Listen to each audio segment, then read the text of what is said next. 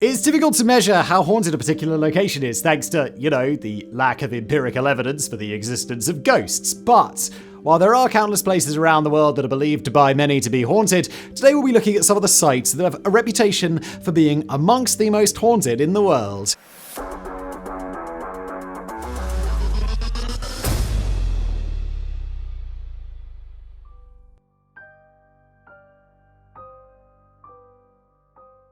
The Catacombs of Paris were constructed in the late 1700s due to the city's problem with overcrowded cemeteries. Completed in 1786, the Catacombs were meant to be a sprawling series of rooms and corridors that would act as ossuaries, a type of box or room designed as the final resting place for human skeletal remains. The Catacombs are located 20 meters underground, and estimates range from them being 300 to 500 kilometers long. Once the construction was completed, wagons full of bones would arrive every night as nearly every cemetery in Paris was emptied out so the remains could be relocated to the catacombs. It's not hard to see why the catacombs would have gained such a haunted reputation, as they are the home to the remains of over 6 million people, all of which are on prominent display. There are entire walls that are constructed throughout the catacombs using human bones instead of stone, and there are skulls and other bones everywhere you look. There's even a warning sign that greets visitors with the words, "Stop, this is the Empire of Death." With the catacombs containing the remains of millions of people, all of whom have had their eternal slumber disturbed so they could be relocated, stories of the underground site being haunted are absolutely nothing new. But that hasn't stopped hundreds of thousands of people from visiting every year. It was one of these visits in the early 1990s that resulted in the most famous story of paranormal activity within the catacombs. One day, a group of people who frequented the catacombs stumbled upon a lost camcorder. Examining it, they saw it contained a little over a minute of footage revealing the final moments of a man who got lost in the catacombs. This wouldn't be impossible, as most of the catacombs aren't open to the public, so a person who strayed farther than they were supposed to could easily have difficulty finding their way back. But the footage showed more than a man who was simply lost. He seemed to have been driven mad by the ghosts that haunted the many underground rooms, and the man disappeared into the catacombs forever. To this day, the story behind this famous tape remains a mystery. It is unknown if either the found footage or the disappearance are genuine, but many people are sure that they are. There are countless other tales of haunting and paranormal activity that take place within the catacombs and their walls of human bone, with legends that something truly terrifying takes place there every night after midnight. Regardless of whether or not those stories are true, you're unlikely to find many people that would be comfortable spending time in the underground burial chambers after midnight anyway.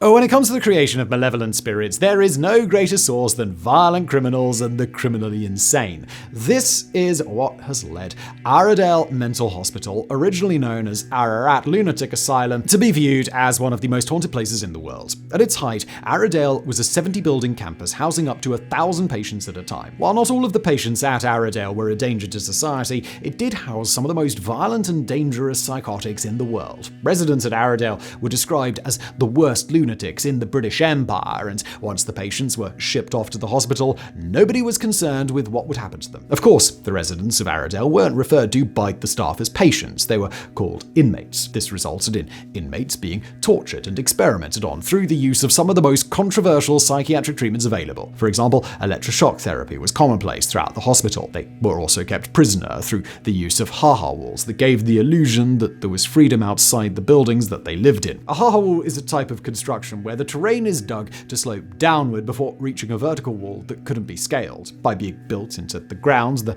barrier can't be seen from a distance, providing an unobstructed view of areas that the inmates could never travel to. The name of the walls derived from the surprise someone would feel upon discovering that they were actually trapped. Over the course of Aradale's 130 years in operation, it saw the deaths of 13,000 patients. It is believed that the patients and the former staff alike continue to haunt the facility, and many paranormal investigators cite it as the most unsettling place that they've ever visited. Of all the ghosts that supposedly haunt Aradale's walls, the most highly publicized are the former employees. Warden George Fidamont died on a staircase of a sudden seizure, and many visitors claimed to hear his footsteps. Tourists also noted a bitter taste in their mouth when they walked past the warden's office, where another warden killed himself by drinking cyanide. Many have also claimed to see Nurse Carey haunting the women's ward of the hospital, always standing in the same place whenever visitors walk through on tours. There are numerous other claims of paranormal activity, such as unexplained cold spots, the feeling of being groped or unexplained pain while walking through the men's wing, and the sound of banging on the walls in various parts of the massive campus. There were also many sightings of an old woman known as Old Margaret. Margaret wasn't a ghost, but rather a woman who lived in the hospital until it was shut down in the 1990s and was allegedly seen lurking around the facility where she'd lived her entire life. Though not supernatural in nature, her presence would still create a haunting atmosphere.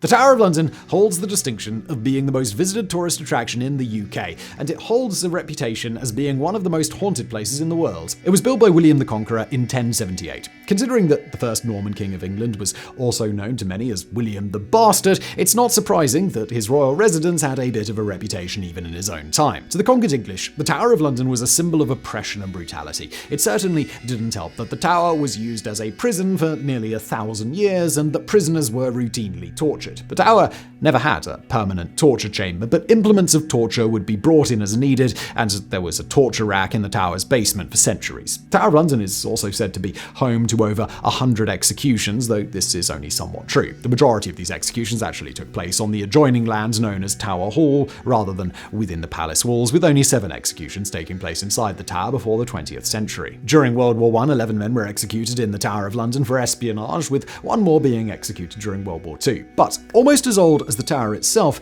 is its reputation for being haunted. The first reported ghost sighting in the palace, or at least the most famous early sighting, was witnessed by King Henry III in the early 1200s. His grandfather, Henry II, had ordered the execution of the Archbishop of Canterbury, Thomas Becket, in the tower's cathedral back in 1170. While Henry III was planning to expand the castle's fortifications, he saw the ghost of Becket. Henry was so frightened by this that he abandoned the construction of the inner curtain wall and demanded that a chapel be built instead. This was the only time that Becket's ghost was reported to have been seen, but it wasn't the only famous ghost that's said to haunt the tower. The most famous and widely reported ghost is that of Anne Boleyn, the second wife of King Henry VIII, who was executed on the Tower Green and buried at Chapel Royal of St. Peter ad Vincula, all within the Tower of London's walls. She is often seen walking around the White Tower carrying her head under her arm. 2 other widely reported ghosts are the princes in the tower. King Edward V was deposed and imprisoned in the tower, along with his younger brother Richard, Duke of York. The 2 boys vanished from the tower without a trace. While there is plenty of evidence of their disappearance, only circumstantial evidence exists that could hint to their ultimate fate. Most historians agree that they were almost certainly murdered in the tower,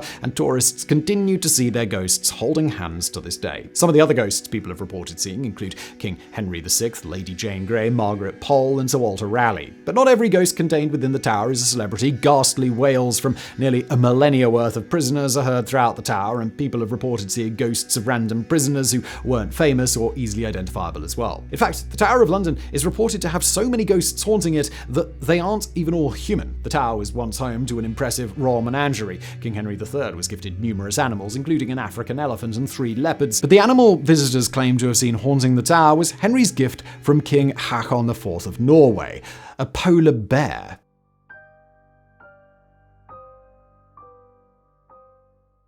Off the coast of Venice, in the Venetian lagoon, lies the small island of Poveglia. The island is only about 7 hectares large, or 70,000 square meters. For years, this small size was advantageous to the residents. Its size and island locale made it easy for the inhabitants to defend, and it wasn't really worth the trouble for invaders to bother trying. Contemporary documents show that the island was inhabited at least as early as 421, and as the centuries passed, its population and importance to the Venetian people grew. In 1379, during the War of Chioggia, the island was attacked by the Genoan fleet. The people of Poveglia fled to the nearby island of Giudecca, and the settlement was destroyed. Following the war, some people tried to return, but it ultimately remained abandoned for centuries. The Venetian Doge tried to offer the island to the Camaldolesi, a group of Italian monks, but they weren't interested. The government built a few forts on Poveglia, but it remained abandoned until 1776, when it fell into the jurisdiction of the Public Health Office. The government used it as a checkpoint to search all ships and cargo entering or exiting Venice. This was a logical use for the island, and it worked great for almost 2 decades. But then, in 1793, they encountered 2 ships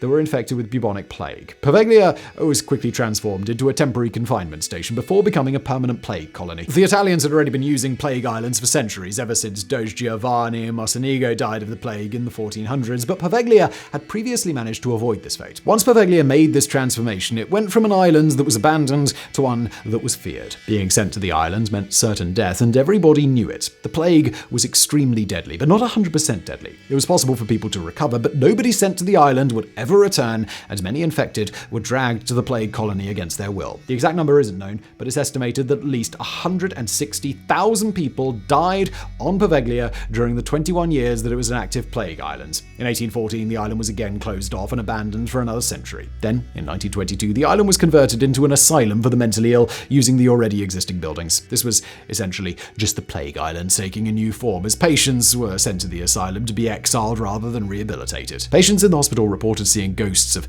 the countless victims that had already died on the island, but their complaints were obviously ignored. Even though these patients were never intended to leave the island, and indeed they never would, one of the doctors there got it in his head that he could cure the mentally ill of their insanity. That wasn't the case, but his misguided belief resulted in performing numerous cruel experiments on patients, including crude lobotomies using a hand-cranked drill. The hospital was eventually shut down in 1968, and the island has been abandoned ever since. Nothing's been renovated, so the island is covered with the dilapidated remains of the asylum, complete with many of the medical instruments that were used on patients being strewn around the buildings. With so many people facing untimely deaths on such a small island, it's no surprise that it is believed to be haunted. Fishermen won't sail their boats near the island, and visitors to the island are strictly prohibited. There are a couple of well-known legends about the islands that make it even more terrifying to many would-be visitors. It was common practice during outbreaks of the plague to burn the bodies of the victims, and it's said that 50% of the soil on Poveglia is the ash of human remains. There's also the story of the aforementioned doctor's death. It was claimed that the worst of his secret experiments were conducted in the church bell tower that had been converted to a lighthouse. The secrets of those experiments died with the doctor when, driven to madness by the patients, he flung himself off the top of the bell tower. Allegedly, this story was told by a nurse who witnessed the whole thing, but it remains a mystery whether the doctor jumped, was pushed, or if any of that actually ever happened at all. But regardless of those rumors, Poveglia remains a place that few people have set foot on and few people want to. The Italian government even tried to auction off the island back in 2014, but the deal ultimately fell through. The highest bid they received was only $400,000, and it's believed that they refused to close the deal because the price was so low. It turns out that you can't demand top dollar for property that is believed to be haunted by the ghosts of hundreds of thousands of men, women, and children. On the bright side, since the government still owns Poveglia, it is technically possible to visit the island. You'd need to seek special permission from the government to travel there, but they generally grant permission for trips so long as it's for film crews or research. So, if you intend to travel to Poveglia, be prepared to document every terrifying moment of your stay.